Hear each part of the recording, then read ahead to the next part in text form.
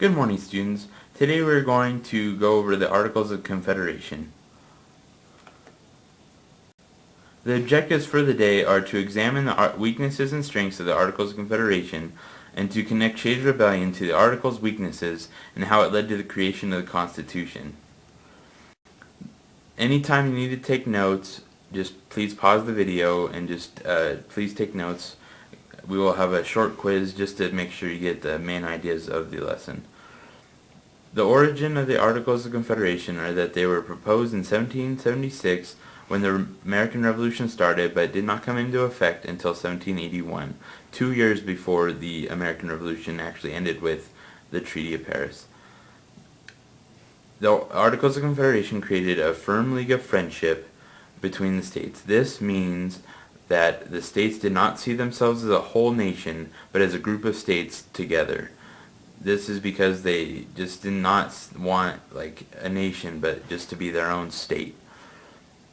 It created the Confederation Congress, which had no executive branch or no federal judicial branch. This is because they did not want an executive power, which they just got rid of with a king. They did not want another king.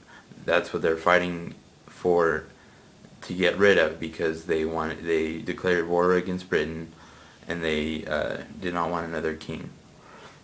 Some of the strengths of the Articles were that the Congress had been given power to declare war, make peace, sign treaties, borrow money, establish an army and a navy, and organize a post office.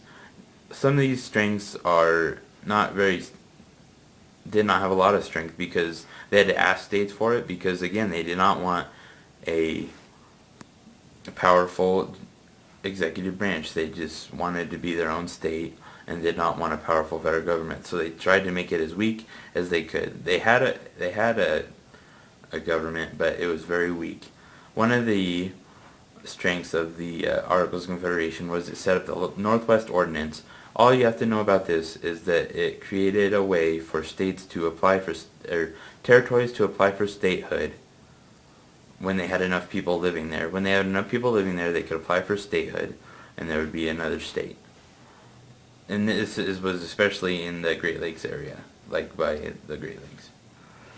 Some of the weaknesses of the Articles were that they did have a weak or national or central government, and officials only served 1 year. So, and we know why this is, because they did not like the king, and they didn't want people to have enough time to have power, so they just made it 1 year term. It took all 13 states to amend the Articles, so it was almost impossible to change the Articles unless everybody agreed that it was in their best interest. And then Congress could not regulate trade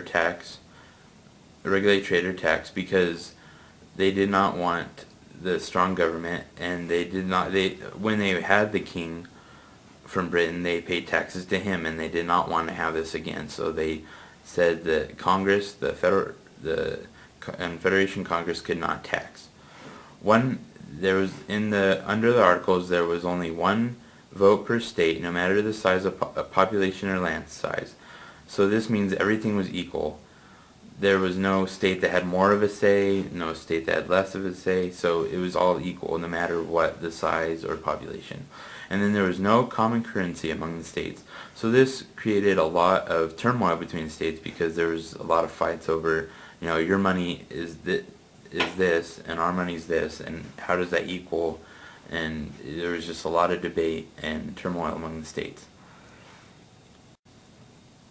One of the people that we need to know is Daniel Shays. I don't like to go over people, but he embodies what the farmers were at the time.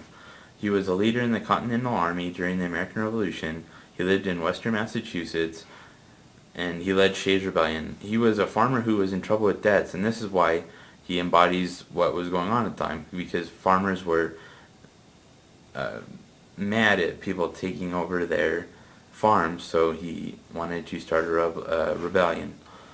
If you want to move to the second video, please do so at this time. So as we were saying in the first video, the federal government could not tax. They could not ask people for money. So this fell on the states. This is important because after the American Revolution, there was a lot of debt from the war, so they had to pay back the war debt. So Daniel Shays embodies this because he lived in Western Massachusetts, as we said, and he was a farmer who was in trouble with his debts. The state was going to come take his farm and take his property. So, and this was happening to a lot of people. So this is why he is the face of Shays' Rebellion, because he led this rebellion because people were afraid of getting their houses and property taken away. Like we said, so since the federal government couldn't tax, the Revolutionary War debt fell on the states. So the states had to heavily tax their citizens, and to combat this, they revolted and tried to stop the banks from taking their land. So they, tried to take over. And this showed the weaknesses of the Articles, because when the revolution started, there was no army to combat this. There was no army, there was no federal army, because they could only ask states to be a part of the national army. So there's no way to stop the farmers. So this made people realize that the federal government was too weak, that they needed a stronger government, and this led to the call for the convention. Shays' Rebellion showed that the weakness of the Articles, because the national government didn't have an army to stop the rebellion, and it became a battle among states. They needed something to be done to create a stronger national government. And the states needed to have a defined relationship. So they had a convention to see how they can redo the Articles, since it took all 13 states to amend them. And then, so when they had this convention, they decided to actually create a constitution, which this would create a big turmoil among the states, and we'll go over that as we go through the unit. But Shays' Rebellion shows that after the American Revolution, we had a government that did not have enough power to function, and then after a rebellion, the states realized that they needed a more strong government, that they created one too weak. So, and as we go in through the unit, we'll understand how this shaped the Constitution, how they tried to balance power among the states, and how the Constitution was created. Thank you for watching this video, and we'll go over this in class tomorrow with a short quiz at the beginning, and then we'll move into the next part of our unit. Thank you.